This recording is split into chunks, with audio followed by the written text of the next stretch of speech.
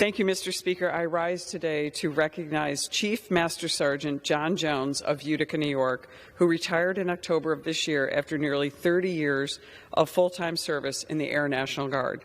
Chief Master Sergeant John A. Jones entered the Air Force in August of 1993, serving in ever-increasing positions of responsibility over the next 29 years, culminating in his most recent position as Superintendent of the 174th Maintenance Operations Flight at Hancock Field Air National Guard Base in Syracuse, New York.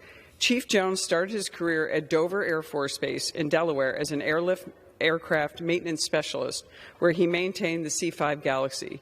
He accumulated hundreds of flying hours in both peacetime and combat missions.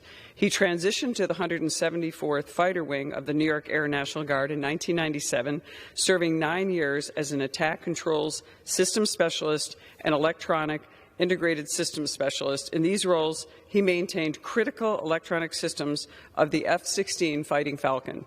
In 2006, Chief Jones moved to the Maintenance Group Quality Assurance Office as the avionics inspector, eventually serving as the chief inspector and superintendent. Chief Jones deployed multiple times to the European and Middle Eastern theaters of operation in service of our country to support operations Deliberate Force, Southern Watch, Noble Eagle, and Enduring Freedom. Chief Jones was also instrumental in the modernization of New York's Air National Guard fleet, including playing a pivotal role overseeing the aircraft mission conversion from the F-16 Fighting Falcon to the MQ-9 Reaper.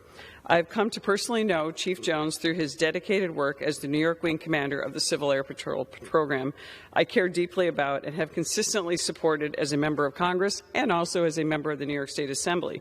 My son, Trey, who is a graduate of the U.S. Naval Academy and Marine officer, was once a young man in the Civil Air Patrol's cadet program. I saw firsthand how Civil Air Patrol's educational program and leadership training lit a spark within him that played a role in propelling him to serve our nation. And CAP continues to do the same for young men and women across our country.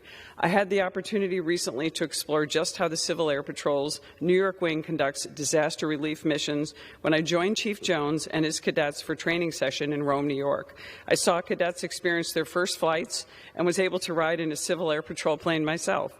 Thank you to Chief Jones for his experience as well as his decades of service to our community and our nation. I wish him the very best in retirement and am confident he will continue to find ways to give back to our region and continue to empower and inspire leaders of the next generation. I yield.